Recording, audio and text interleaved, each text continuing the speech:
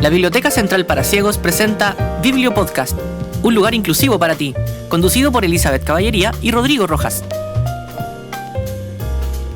Hola, ¿cómo están todas y todos? Espero que se encuentren muy bien.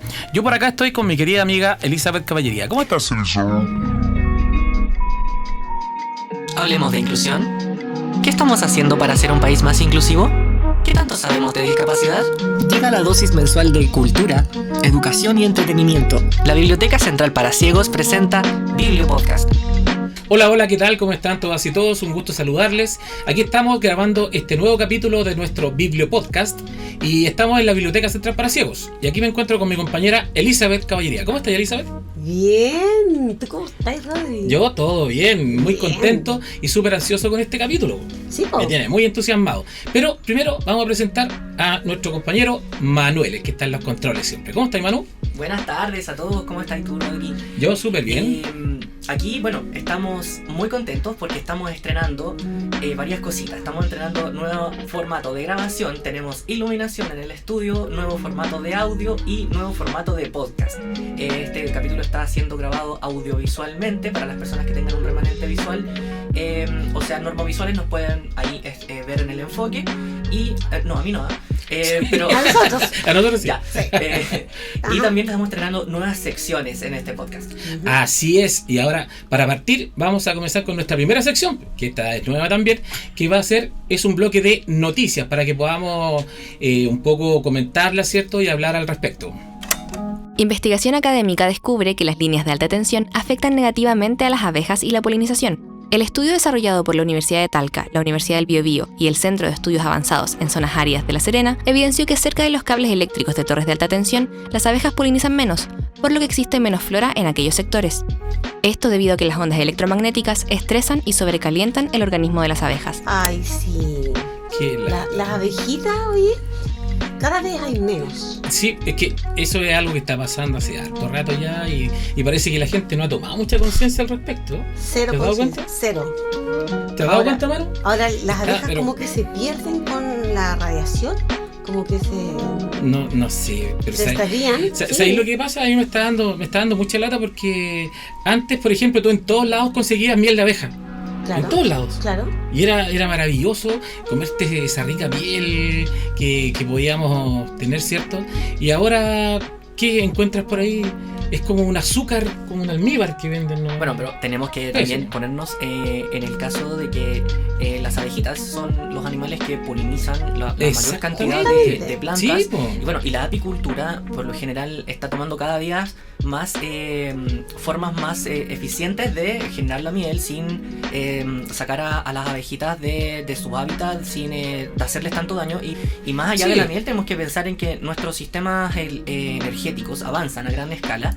Y mientras más vamos extendiendo nuestra red eléctrica, más tensión necesitamos para que llegue más lejos. Claro. Por lo tanto, estos animalitos, y no solamente las abejas, sino que también otro tipo de animales pequeños, más pequeños que Como los insectos también. Claro, todo lo que sea más La pequeño en flora, realidad Exactamente. que Claro. la forma de onda de esta Sí. y sean sensibles a esta alta tensión, van a sufrir algunas desconcentración, alguna forma de quizás de un vuelo diferente porque les afecta. ¿No? El 5G también estuvo en un momento en ¿Harto se habló también al respecto? claro, estuvo en duda con esto de los animalitos, pero bueno, yo creo que solamente es parte de nuestros ingenieros.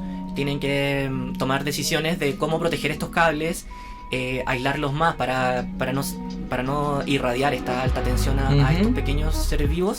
Y también, bueno, modificar los tendidos, quizás ponerlos bajo tierra. Bueno, ahí yo creo que es un tema de ciencia y de bienestar el que se tiene que encargar de que no perdamos a nuestras abejitas, porque si no sería un poco catastrófico. Es que un poco. Oye, no me Es imagino. como súper te juro, catastrófico. trato de imaginarme una abejita estresada.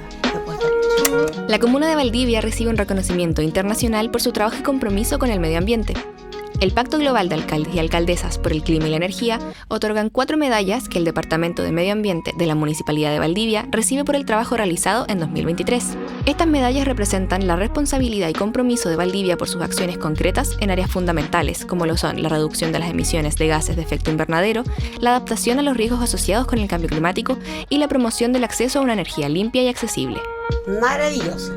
Felicitaciones a la Municipalidad de Valdivia, ya que esta iniciativa da el impulso a que las otras municipalidades hagan lo mismo. Sí, de todas maneras. Claro. Sí, porque ya yo creo que ya es hora de que los municipios también se empiecen a hacer cargo de este tipo de situaciones.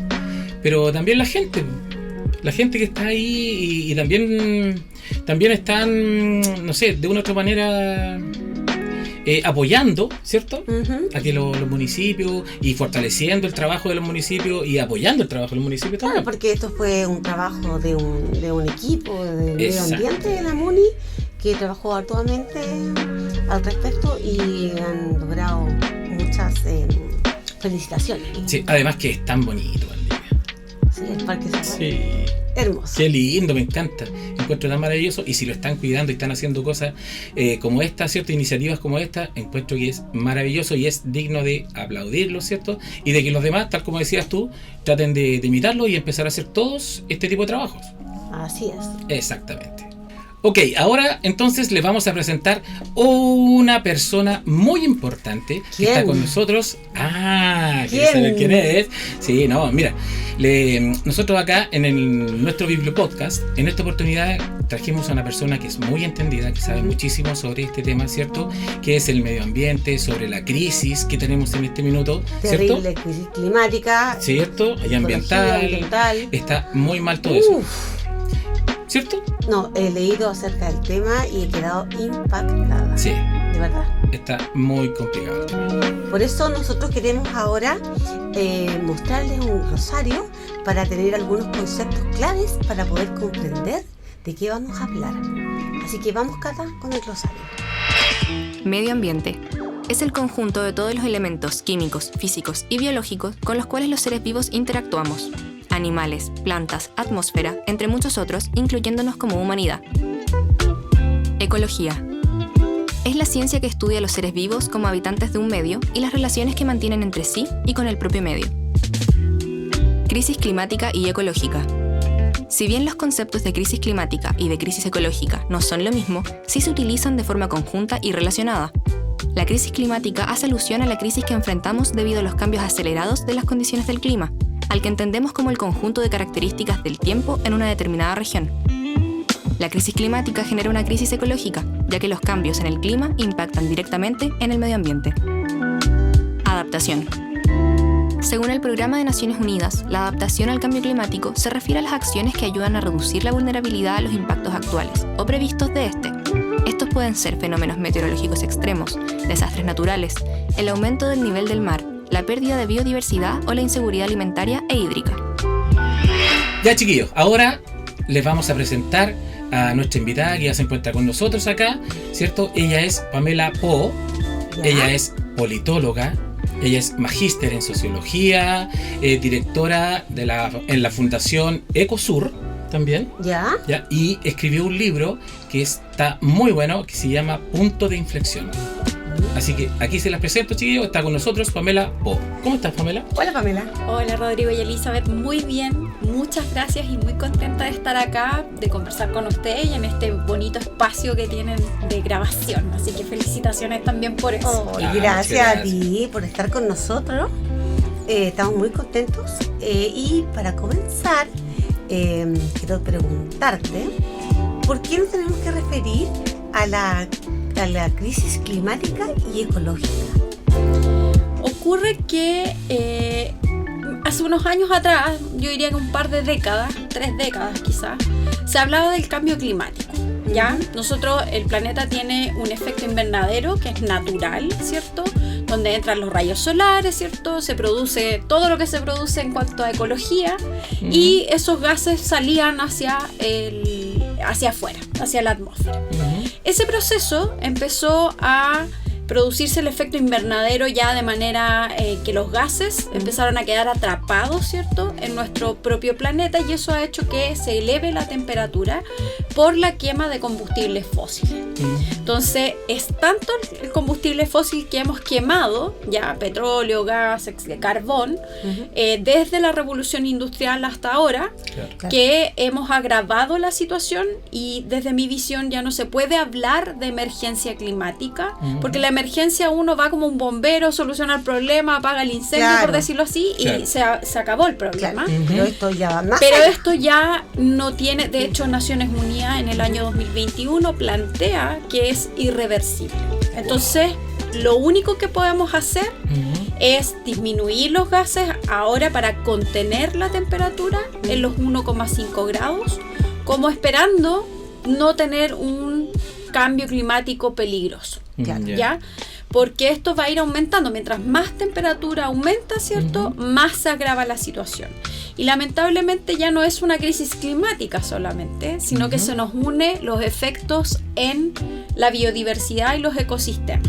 Y como tenemos un problema en la biodiversidad y los ecosistemas, hay un problema para nosotros como especie, digamos, porque sin esos ecosistemas la vida no se sostiene. Como ser humano, digamos. Exactamente. Claro, es que eso mismo te quería preguntar yo. ¿Cómo nos afecta eso directamente a nosotros, a las personas?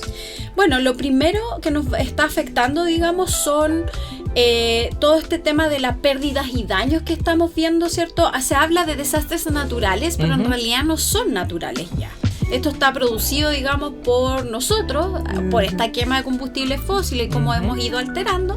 Claro. Entonces ahora estamos ya observando los cambios. Por ejemplo, las olas de calor.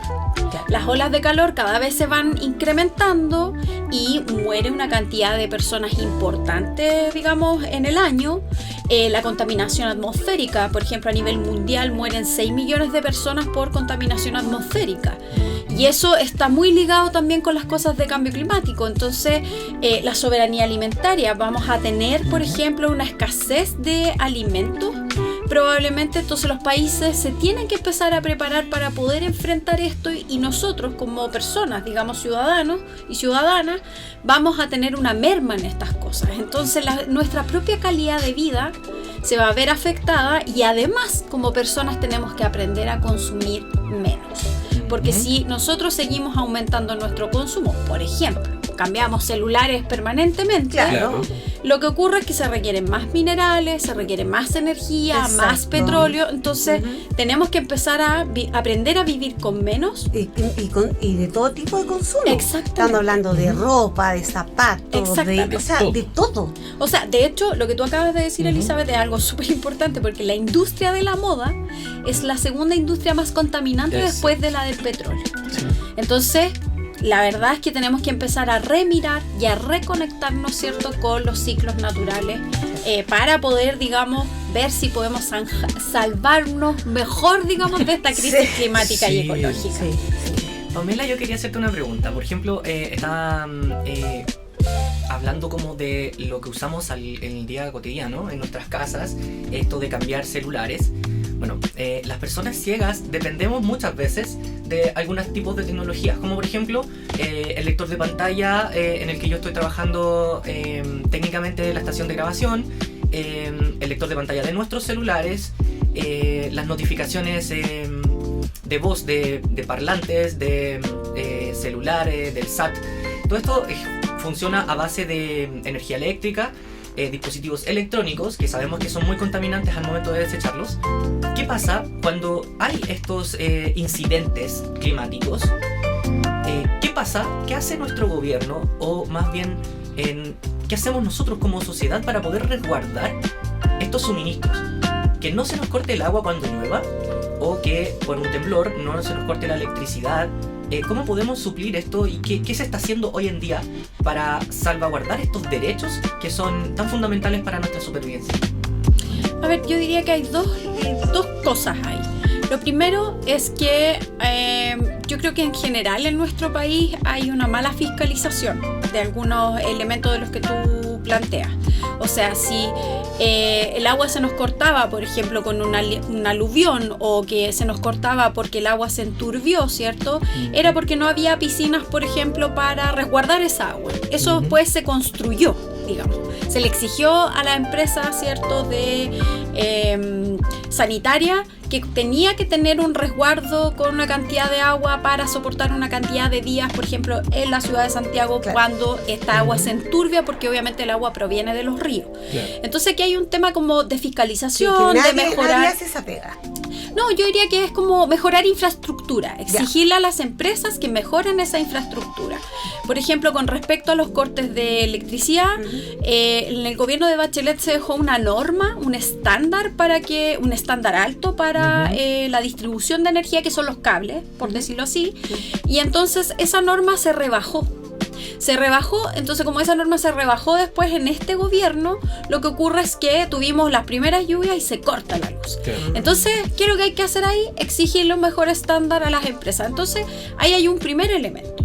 Pero hay un segundo elemento que ya es más de largo plazo, ¿cierto?, para mejorar la infraestructura, que tiene que ver con las soluciones basadas en la naturaleza, que se llaman, y es que nuestro propio medio ambiente nos presta un soporte para generar, digamos, cierto bienestar, como por ejemplo los humedales. Claro. No podemos seguir construyendo viviendas sobre humedales, porque si el humedal se rellena, el humedal después, por estar en un sector donde caía lluvia y el humedal era una esponja, lo que ocurre es que tu edificio vas a hacer esa esponja y queda sumido en agua.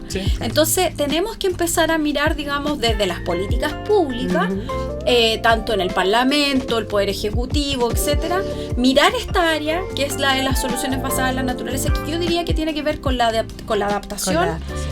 La restauración, ¿cierto? Y, por ejemplo, no desforestar los cerros, no hacer minería en glaciares, resguardar las fuentes de agua. O sea, las cabeceras de cuenca hoy en día, en un país montañoso como el nuestro, son sumamente vitales. Entonces, necesitamos trabajar en estas dos líneas. En la cuestión que es como normativa para el estándar de electricidad, ¿cierto?, de agua potable, etcétera, y el estándar, digamos, política pública en materia de adaptación y resiliencia al cambio climático. Y esa es un área que nosotros vemos que en Chile está un poco dejado de la mano de Dios, por decirlo así. No se está trabajando mucho. Por eso en la fundación en la cual soy parte estamos tratando de mirar estos temas, hablando de transición socioecológica, porque tenemos que pasar de un estadio en el cual estamos acostumbrados, ¿cierto?, a cierto consumo, pensamiento, etcétera, a otro que nos permita prepararnos ante ambas crisis, digamos.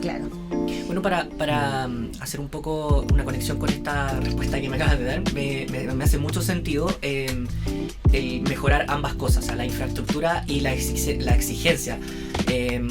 Por ejemplo, hoy en Chile el 80% de los incendios son por la mala calidad de los conductores de la electricidad, los cuales hay que cambiar, por supuesto. Pero también hay una exigencia en cuanto a nosotros cuando nos venden una casa, nos venden con cables más o menos malos. Exigencia. El agua. Nosotros podríamos ocupar menos agua de la actual para hacer cosas en nuestras casas, ¿cierto? Como lavar la loza con menos agua, lavarse los dientes, el tema de... la ducha también. Más allá de que la ducha también la gafilería, ¿cierto? Volver a utilizar el agua. Reutilizar el agua, por ejemplo, para regadío. ¿Me entiendes? Y me pasó que en un periodo de mi vida en el que estuve muy enfermo, tenía una máquina de soporte vital. Y en ese tiempo Chilectra tenía un programa de electrodependencia, que era básicamente que yo estaba en un registro en el cual si se cortaba la luz en mi sector, llamaba emergencias y preguntaba si estaba todo bien. Iban a solucionar el problema lo antes posible y en casos extremos se llevara un equipo electrógeno, que es lo mismo porque consume petróleo. No encuentro que sea una solución muy agradable para tener dentro del patio un tubo de escape tirando uno. Pero me parece importante saber qué podemos hacer nosotros como en nuestras casas para guardar nuestros propios derechos de agua. Por ejemplo, es bueno guardar agua, es bueno hacer esta como independencia como de la energía, como los paneles solares que ahora se están cobrando, por supuesto, y que cada vez como que la energía solar tiene más apogeo. O sea, hoy en día hay muchos elementos ciudadanos que son sumamente importantes. Por ejemplo, hay cooperativas solares que se instalan, digamos, a nivel de ciudadanía para producir energía. O sea, si alguien puede instalar un techo solar, o sea, esa independencia que te da el techo solar es importante. Se te corta la luz, puedes funcionar, digamos, con energía solar, y si tienes un poquito de almacenamiento, una batería que se cargue, digamos, la puedes retener esa energía. Claro. En cuanto al agua, yo diría que, por ejemplo, hay gente que tiene unos tambores grandes en el patio. Recolectar agua lluvia te permite regar el jardín, te permite hacer un boteo. Sí, puedes tener una huerta y tener ahí el agua. O sea, en el fondo te permite, digamos, tener esta como autonomía para poder enfrentar, digamos, e incluso si uno tiene una huerta, hace soberanía alimentaria también. Entonces tienes el agua ahí para poder utilizar. Entonces, a nivel de infraestructura de nuestras casas, podemos hacer adecuaciones. Por ejemplo, la eficiencia energética, tener un buen aislamiento. Tengo en la casa de una amiga que es increíble, porque uno pensaría que por lo grande que es muy helada, pero tiene tan buen aislamiento que no te da frío adentro. Con una pequeña estufa puedes tener, digamos, una buena calefacción. Y ahora que los precios de la luz va a subir, ¿cierto? Algunas veces, la eficiencia energética que podamos ir detectando que podemos hacer en nuestros hogares puede marcar una diferencia al final del día en la boleta. Lo que pasa es que somos poco conscientes además de estos gastos vampiros que se llaman, que son como los stand-by de los televisores, el microondas que uno lo deja encendido ahí, el relojito, digamos, el tema del hervidor, pasarse a tetera, por ejemplo, no es algo tan descabellado, sobre todo si uno quiere tener, por ejemplo, un panel solar en la casa. Porque el panel solar te va a tener una cantidad de energía, pero si tú ocupas el hervidor, que gasta una cantidad de energía importante, es ineficiente. Claro que sí. Y estas cosas se pueden ir aprendiendo, entonces uno puede aplicar, digamos, a nivel individual, un montón de medidas, digamos, que obviamente es una patita ciudadana que es importante para enfrentar la crisis climática y ecológica, pero después podemos ir evolucionando en cómo nos vamos involucrando en las tomas de decisiones, cuáles son lo que están el mundo político, qué es lo que está haciendo, y ir escalando, digamos, para poder introducir medidas que nos permitan abordar este tema desde los espacios en los que podamos, digamos. O sea, nosotros tenemos que adaptarnos También a la situación en la cual estamos viviendo. Exactamente, yo diría que esa es la actitud. Claro. Sí.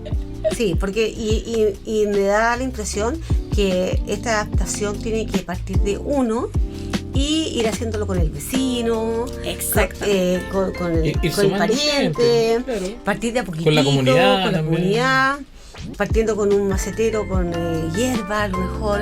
Absolutamente. Esa es estás pero dando en el clavo con respecto a cómo, por ejemplo, si uno quisiera empezar un huerto.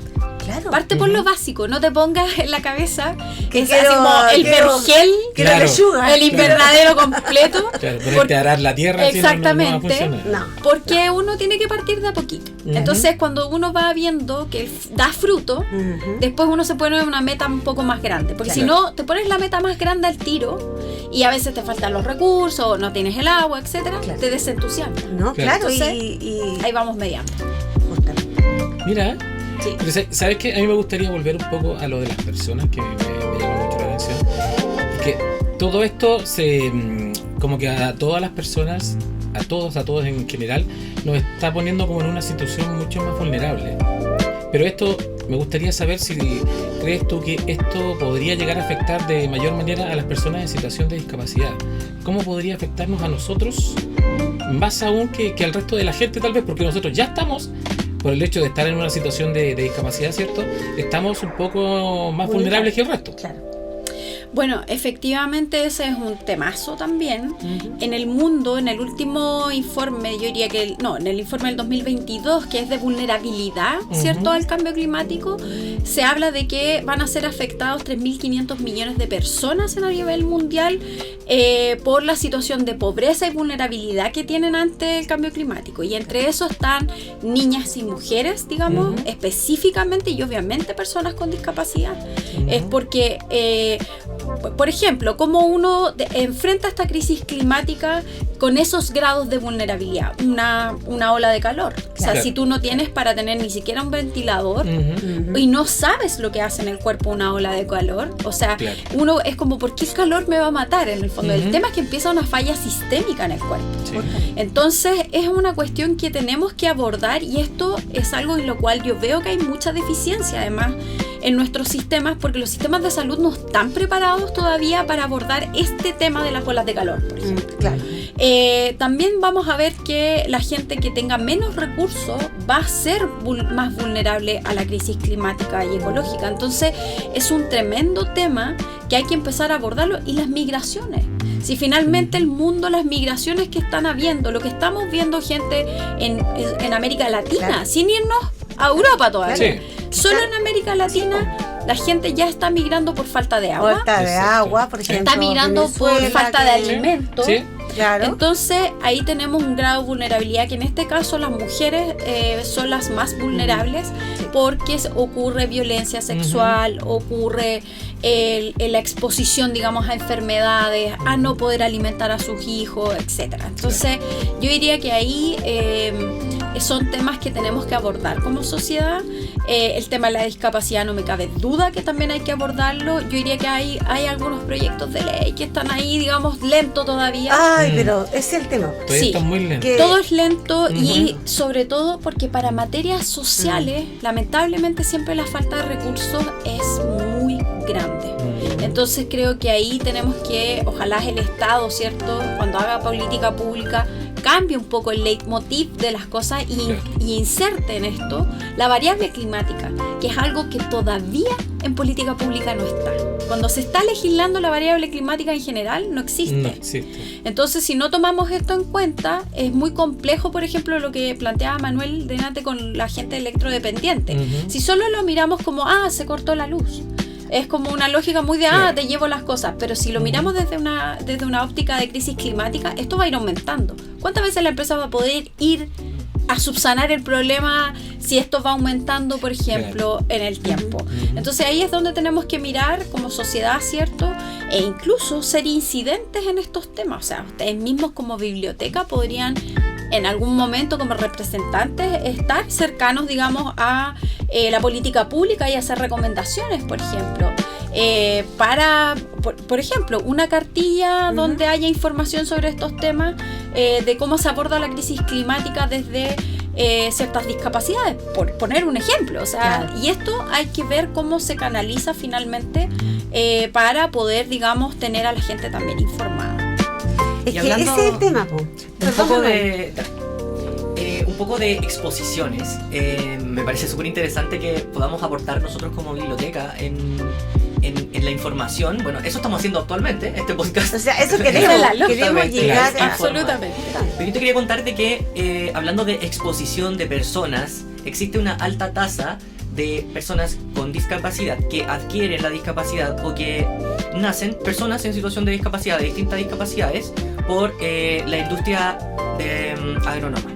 Por ejemplo, ¿Por la contaminación? se da mucho el trabajo con fertilizantes Claro. o pesticidas, que estas personas después tienen problemas a los ojos ya por la exposición directa física al gas, y también después por la inhalación y de cierta forma la naturalización de este trabajo en las personas cuando tienen hijos. Y ahí es donde salen niños y niñas con discapacidades físicas, motrices, cognitivas y visual. ¿Tú ves que se está haciendo algo para esto? El tema de los pesticidas, me tocó conocer a una persona en Coyhaique que contaba, una mujer, contaba la historia de que su hijo falleció, digamos, por la contaminación de los pesticidas, y que ella, a raíz de esa experiencia que fue muy dura, ella se hizo empezó con la agricultura agroecológica, Ya. que no ocupa, digamos, pesticidas y que sigue los ritmos naturales. Ahora, decir que la agroecología y la permacultura, ¿cierto?, son muy interesantes porque siguen los ritmos naturales, pero además no aran la tierra. El arado produce, digamos, liberación de carbono. Entonces hay otras formas de hacer cierta agricultura y eso evita, digamos, que se libera carbono, que es un gas de efecto invernadero. Entonces, además con la permacultura y la agroecología dejamos estos gases en el suelo para que continúen fértiles además. Entonces ahí hay una cuestión que es win-win. Entonces tenemos que traspasarnos a cierta agricultura agroecológica. Obviamente si hacemos agroecología con escalas tremendas va a transformarse como en un monocultivo, o sea, tampoco puede ser a ese nivel, pero yo diría que aquí las y los ciudadanos podemos hacer ir apuntando hacia la agroecología, preferir productos locales, y ahí evitamos este tema que tú planteas de los pesticidas y los efectos, digamos, que tiene, y también hay que mejorar normativa. Tengo entendido que el Ministerio de Agricultura actual ha hecho, digamos, algunos esfuerzos con respecto a sacar ciertos pesticidas que se permitían todavía, que tenían efectos, digamos, como los que menciona Manuel, y entonces ahí sí están ocurriendo algunas cosas, pero yo diría que aún se puede avanzar mucho más. Entonces, pero la agroecología yo diría que es una de las grandes respuestas, digamos, o la agricultura holística que se llama, que también implica la ganadería. Se va moviendo, es muy entretenido, porque se va moviendo como ya, donde pastaban las vacas, por ejemplo, se mueven a otro sector después, y en ese otro sector después se planta, entonces se va moviendo y el suelo no se agota. Así que yo diría que ahí hay una cuestión bien importante, también con temas ambientales, está todo ligado finalmente. Hacer como una conexión, algo que conecte estas cosas para que fluyan de la forma correcta. Y un cachito de esta pregunta: ¿cómo nosotros actualmente, ciudadanos, nos cuidamos de estas exposiciones? ¿Hay algo que podemos hacer en el día a día para cuidarnos de las exposiciones, además de, por ejemplo, comprar más productos locales? Con respecto a los alimentos locales, bueno, yo diría que ojalá preferir, si uno puede acceder a los orgánicos. Hay cosas que están además bien interesantes, porque los huevos de gallinas libres, por ejemplo, que uno ya los encuentra en los supermercados de manera más masiva, no están tanto más caros que el huevo normal. Entonces como que hoy uno puede ir haciendo estos cambios. Existe, por ejemplo, que no es tan cara como antes. Estábamos hablando antes que un litro costaba como 4.000 pesos, ahora están en 2.000, va por ahí, de leche, por ejemplo, producida con vacas libres. También hay un mini cambio que uno puede hacer, y les digo, el sabor es mucho mejor, no tienen antibióticos, las vacas no están estresadas, etcétera.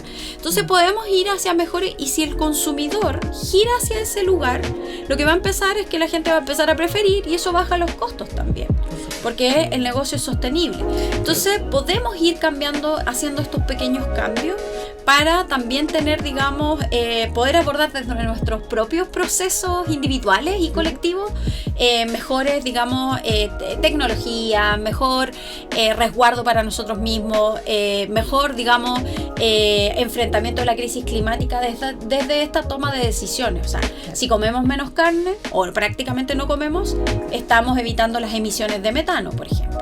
Estamos colaborando, aportando. Si toda la gente aportando, tenemos, digamos, una disminución de esos gases. Menos gastos de agua también. Menos gasto de agua, menos huella hídrica y de carbono, etcétera. Oye, qué interesante este tema. Yo, hasta que te conocí, supe más del tema, y creo que es un tema gravísimo e importante. Y yo te quería preguntar, ¿cómo nosotros, las personas con discapacidad, podemos mejorar nuestra calidad de vida?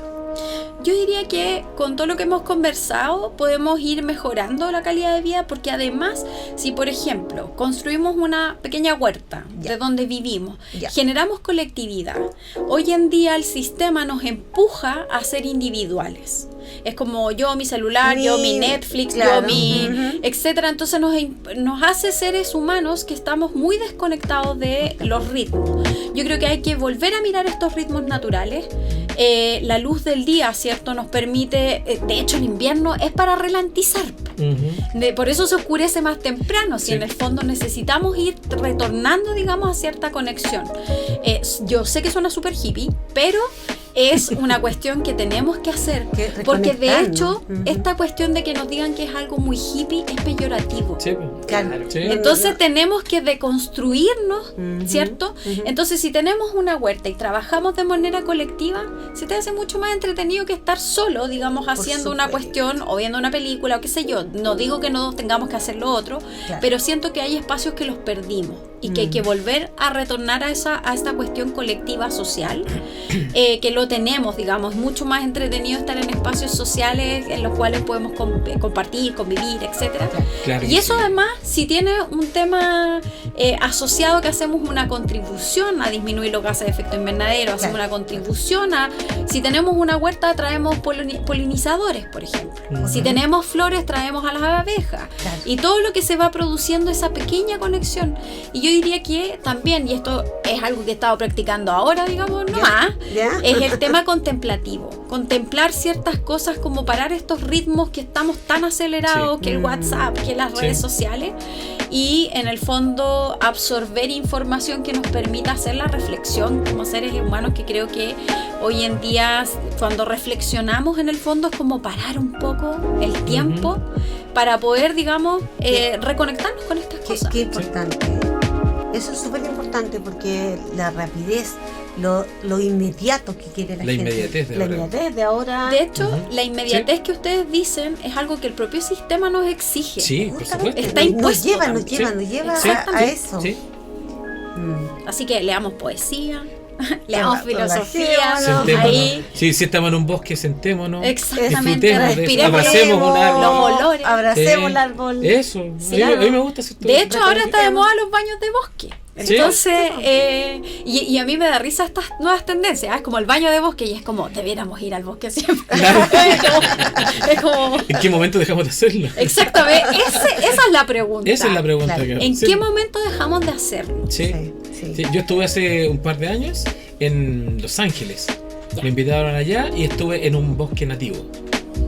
En medio de un bosque nativo, ahí en unas cabañas que construyó un caballero, pero no botó nada de árboles. Él todo lo hizo así muy... Él lo que más cuida es su bosque nativo. Ya. Y increíble, la energía que tú sientes ahí. Es que de verdad te pasaste. O sea, no, es inexplicable.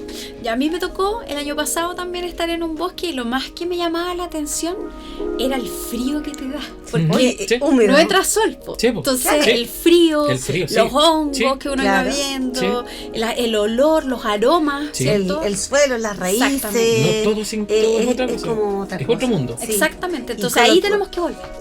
Ahí hay que volver a la tierra. Exactamente. Así es. Ya, vamos para la Pachamama. Vamos para allá. Nos vamos a la Pachamama ahora. Sí, un pedacito de Pachamama necesitamos. ¿Cierto? Sí, importantísimo tener un pedacito para poderlo disfrutar. Porque ahora cuesta muchísimo encontrar. Sí. Oye, mira, de verdad que espero que todas y todos aquellos que han escuchado en este minuto estén tan contentos como yo, porque fíjate que a pesar de todo lo malo, en este momento aprendimos tanto contigo y nos dejaste una gran enseñanza para que todos dejemos de tanto pensar a lo mejor y empezar a hacer más cosas. Así que de verdad creo que es súper agradecido de que nos hayas educado. Porque eso fue lo que hiciste con nosotros. Sí, nos educaste. De nada. Pero, gracias por tu lucha constante que tú tienes con este tema. Sí. Porque no todo el mundo es tan valiente y hace frente a esta situación. Sí. Y tú estás ahí dando la cara. Sí. Muchas gracias igual por la invitación. Reciprocidad máxima. Oye, pero todavía falta. Porque ahora se nos viene la última parte, que es una ronda de preguntas que te vamos a hacer a ti, Pamela. ¿Ya? Perfecto. ¿Estás preparada? Sí, absolutamente. Sí, ya. Son unas preguntas que requieren de una respuesta lo más fluida posible, lo más rápida. Ok. Tú tienes que decir lo que se te venga a la mente en el momento, ¿ya? Ok. ¿Vale? ¿Estás lista? Sí. Listo. Ya. Comenzamos entonces. Pamela Po, ¿cómo crees que puedes aportar desde tu vereda a la inclusión de personas con discapacidad en nuestro país? Por ejemplo, si en mi trabajo yo, ahora que estoy más consciente de esto, perfectamente podría solicitar que ustedes puedan exponer, por ejemplo, en el Congreso. Me encantaría, así como para poder alimentar la política pública con distintas miradas y digamos, la vida, y aportar, digamos, desde otros espacios que no están, digamos, presentes en esos lugares. 2. ¿Crees que podrías seguir trabajando en tu vereda si quedaras ciega? Sí, creo que sí, creo que la vida nos pone desafíos Y además que con la experiencia que ustedes tienen acá es como que no se acaba, digamos, la vida, sino que esto sigue en otro formato. Entonces hoy en día tenemos la tecnología, ¿cierto? Los accesos, y creo que hay que enfrentar la vida desde esos espacios y reacomodarse, digamos, cuando nos toca una adversidad que después quizás ni siquiera es una adversidad. 3. ¿Qué fue lo primero que pensaste cuando te dijimos Biblioteca Central para Ciegos? Me encanta, en el sentido de que yo amo los libros y las bibliotecas. Entonces tengo una pasión, digamos, cuando la Cata me propuso esto, fue como sí, al tiro. No hay, para mí las bibliotecas tienen una cosa romántica incluso, entonces me parece genial, digamos, que existan. ¿Qué le dirías a las personas en situación de discapacidad hoy? Creo que no es una discapacidad, no sé si me explico. Es como son, digamos, habilidades diferentes en las cuales las personas están. Creo que decir discapacidad, yo lo entiendo, hay un tema legal, hay varias cosas, pero no lo veo así. Es como son, digamos, habilidades distintas y tenemos que enfrentarlas. Entonces no lo veo así como una discapacidad. ¿Con qué te vas de Bibliociegos hoy? No, me encanta, o sea, ahí les voy a poner me gusta a sus publicaciones. Corazoncitos. Obviamente voy a difundir que existe esto, porque uno no lo conoce tanto, digamos, y uno ya cuando se hace consciente lo incluye en sus labores de vida y también laborales en el trabajo, así que me parece que es súper interesante el que existan, digamos, y ojalá que tengan mucho apoyo también. Para difundirlo más y que ojalá fueran regiones también. No sé si están en regiones, pero en el fondo que crezcan. Ya. Sí, estamos en regiones. O sea, estamos online. Online ya. Llegamos a regiones siempre. Sí. Ya, pero igual de pronto, si se pueden hacer más físicas, sería interesante. Entonces se requiere de financiamiento y ahí hay que golpear puertas privadas y públicas. Así que mientras más difusión haya, más manos pueden llegar, digamos. Cierto. Ya, chiquillos, hemos llegado al final de este Bibliopodcast, ¿cierto? Este capítulo que nos encontró a todos un poquito así como con hartas ganas de aprender y de tener más conocimiento con respecto a este tema. Y gracias a Pamela, que nos educó y nos enseñó. Muchas gracias, Pamela. No, muchas gracias a ustedes por esta oportunidad. Yo feliz de acompañarles hoy día, así que me despido también de todos y todas. Así que gran labor y esta iniciativa, digamos, del podcast, celebrarla, digamos, porque en este nuevo formato. Sí. Así que wow. Fui la pionera en el formato y inauguré el formato, así que muy agradecida. Gracias a ti. Gracias a ti y gracias a todos. Y les recordamos que el libro de Pamela Po ya está disponible en nuestra biblioteca, ¿cierto? Para que todos aquellos que quieran pedirlo lo puedan hacer, para que lo escuchen y puedan aprender de este libro maravilloso que se llama Punto de Inflexión. ¿Cierto, Lisa? Estamos. Así que a leer el libro, a pedírselo a Manuel y nos vemos en el próximo capítulo. Ya, un abrazo, que estén todos muy, muy bien. Chau. Gracias por quedarte hasta el final. Si te gustó este episodio, compártelo y no te olvides de seguir a la Biblioteca Central para Ciegos en sus redes sociales. Encuéntranos como bibliociegos.cl en Instagram y TikTok y como Bibliociegos en Facebook. Te esperamos en el siguiente episodio del Bibliopodcast. ¡Hasta pronto!